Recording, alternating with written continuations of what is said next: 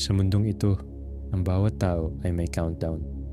Kapag wala kang subscribers, yun na ang kamatayan mo. Si Torio halos mamatay na dahil walang nanonood. Pero ang totoong sumpa niya, hindi nagsimula nung wala siyang audience. Nagsimula iyon nung masyado na siyang pinanood. Akala niya, ang pinakamasamang mangyayari sa kanya ay mamatay nang walang nakakakita. Pero nagkamali siya. Dahil sa mundong sukatan ng buhay ang atensyon, may mas nakakatakot pa pala sa kamatayan ang maging sobrang sikat na kahit magmakaawa ka nang tapusin ang buhay mo, hindi ka na nila hahayaang mawala sa mundo. Sa mundong ito, bawat tao ay ipinapanganak na may 18 taon libreng buhay, 18 taon para maging bata, 18 taon para maglaro, 18 taon para mangarap. Pero pagsapit ng ika-18 kaarawan, may lalabas na countdown.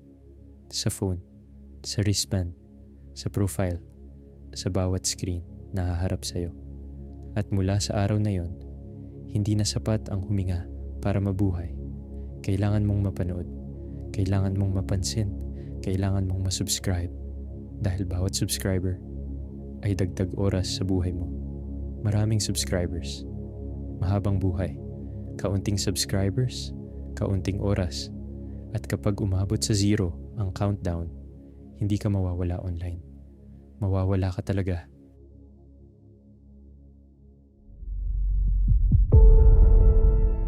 Sa school, hindi na tinatanong ang mga bata kung ano ang gusto nilang maging paglaki nila. Ang tanong na lang ay, ano ang niche mo? May beauty content, may gaming, may comedy, may singing, may family drama, may poverty content, may fear content, at may shock content. Doon na pupunta ang mga batang walang mukha para sa beauty, walang galing para sa talent, walang pera para sa lifestyle, walang charm para mahalin ng camera.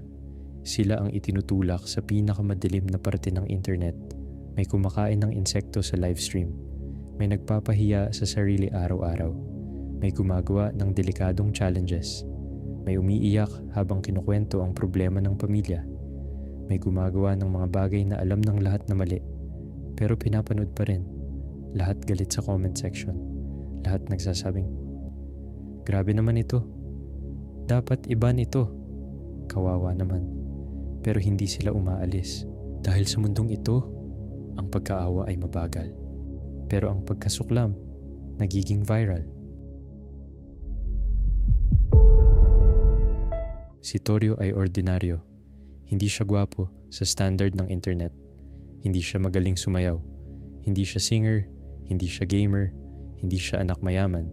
Tahimik lang siya. Yung tipo ng batang hindi mo mapapansin kahit araw-araw mong nakakasabay sa hallway. Kaya nung 18 kaarawan niya, walang malaking handaan, isang maliit na cake, isang kandila, isang wish, at isang notification. Live subscription account activated. Pagtingin niya sa countdown, 14 days left. 2 linggo, iyon na lang ang natitira sa buhay niya. Nung unang live ni Torio, 12 lang ang viewers, 6 doon, bots. Ang 2, kaklase niyang nangaasar, at ang isa, nanay niya. At isa pa, ang tatay niya. At meron namang 2 na hindi niya kilala. Ngumiti siya sa camera. Sinubukan niyang magsalita. Hi, ako si Torio. Walang nag-comment. Sinubukan niyang magpatawa. May umalis. Sinubukan niyang magkwento. May nag-type, boring. Tapos may isa pang comment. Kung gusto mong mabuhay, gumawa ka ng mas matindi. Hindi sumagot si Torio. Pero tumingin siya sa countdown niya. 13 days left. At doon niya unang naintindihan na sa mundong ito, hindi sapat na maging mabait, hindi sapat maging normal, hindi sapat maging tao. Kailangan mong sumikat. Araw-araw, may bagong sinusubukan si Torio. Nag-joke siya, walang tumawa. Kumanta siya, pinagtawanan siya. Nagkwento siya tungkol sa takot niya. May ilang nanood, pero hindi nag-subscribe. Hanggang isang gabi, hindi na niya napigilan. Umiyak siya sa harap ng camera. Hindi acting, hindi content. Anxiety. Sabi niya, ayoko pang mamatay. Ayokong mamatay dahil lang hindi ako interesting. Doon nagsimulang dumami ang viewers.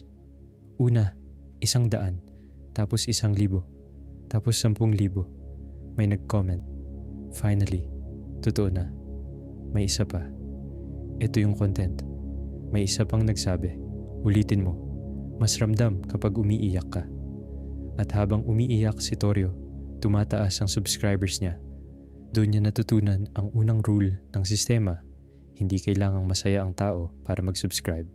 Minsan, kailangan lang nilang makita kang nasisira.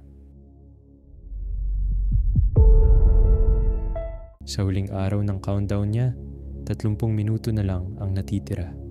Nakapikit si Torio sa harap ng camera. Pagod na siya. Wala na siyang maisip gawin. Wala na siyang kayang ibigay. Tapos sinabi niya, hindi niyo ako pinapanood dahil gusto niyo akong mabuhay. Pinapanood niyo ako dahil gusto niyo makita kung hanggang saan ako bababa bago ako mawala. Tumahimik ang chat. Ilang segundo lang. Tapos bigla, boom! Clips, reposts, duets, reactions, news, hashtags. Hashtag save Torio. Hashtag subscribe to Torio. Hashtag don't let him die. Sa loob ng 1 oras, ang countdown niya. Mula sa iilang minuto, naging 84 na taon. Nakatitig lang si Torio sa screen. Hindi siya makapaniwala. Mabubuhay siya. Hindi lang ngayon. Hindi lang bukas. Mabubuhay siya ng mas mahaba kaysa sa karamihan. At sa unang pagkakataon, hindi na siya natatakot.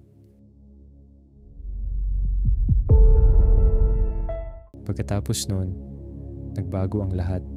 May sponsors, may studio, may manager, may team, may sariling merch. May mga batang umiiyak kapag nakita siya. May mga magulang na nagpapasalamat sa kanya kahit wala naman siyang ginawa para sa kanila. Tinawag siyang simbolo ng pag-asa. Tinawag siyang boses ng ordinaryong bata. Tinawag siyang patunay na kahit sino pwedeng mabuhay kung sapat ang manonood. Noong una, pinaniwalaan niya iyon. Sa isang live, sinabi niya, tulungan natin ang mga tulad ko. Sabay-sabay tayong mabubuhay. Nagpalakpakan ng viewers.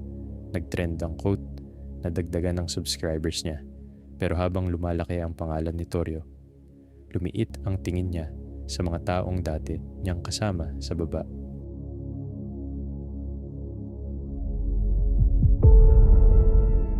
Noong una, nagpo-promote pa siya ng maliliit na creators. Mga batang may ilang araw na lang. Mga batang hindi marunong magsalita sa camera.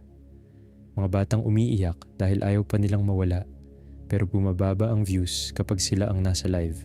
Umaalis ang audience kapag masyadong malungkot. Sabi ng manager niya, Torio, people want your story, not theirs. Kaya unti-unti, tumigil siya kapag may nagmamakaawa sa inbox. Hindi niya binubuksan.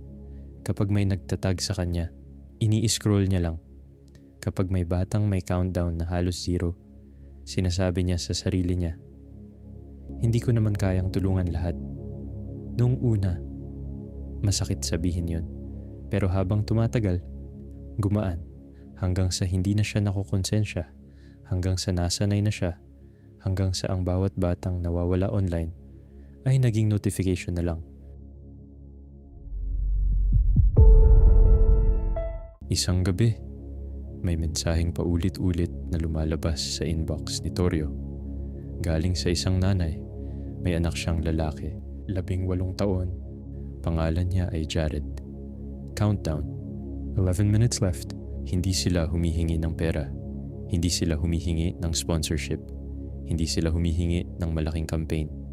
Ang hiling lang nila, isama siya ni Torio sa live kahit 1 minuto, kahit i-shoutout lang, kahit ipakita lang ang mukha niya sa audience. May kasamang video ang message. Sa video, nakaupo si Jared sa gilid ng kama, payat, namumutla. pero pilit na nakangiti. Sa likod niya, naririnig ang boses ng nanay niya. "Anak, sabihin mo kay Kuya Torio." Tumingin si Jared sa camera. Mahina ang boses niya. "Kuya Torio, gusto ko pa pong mabuhay." Hindi agad gumalaw si Torio. Tiningnan niya ang countdown ni Jared. 10 minuto. Tiningnan niya ang sarili niyang screen. Nakahanda na ang livestream niya. Title, 100,000,000 subscriber countdown celebration. Nag-message ulit ang nanay. "Please, hindi mo kailangang isave siya. Bigyan mo lang siya ng chance." Tumitig si Torio sa message. Sandali, parang nakita niya ang sarili niya. Yung dating batang nanginginig sa harap ng phone. Yung batang umiiyak dahil ayaw pang mamatay. Yung batang walang ibang hinihiling, kundi mapansin. Pero may pumasok na notification mula sa manager niya. "Torio, we're live in 5. Keep the mood clean." Doon bumitaw ang mukha ni Torio. Ngumiti siya ng kaunti. Hindi dahil masaya siya, kundi dahil mas madali iyon kaysa makaramdam. Binura niya ang message. Tapos sinabi niya sa assistant niya, "Block mo na." Nakakasira ng mood. Kinagabihan, habang nag-celebrate si Torio sa live, namatay na si Jared na may 43 viewers. Walang nag-trend, walang hashtag, walang tribute, walang nakaalala maliban sa pamilya niya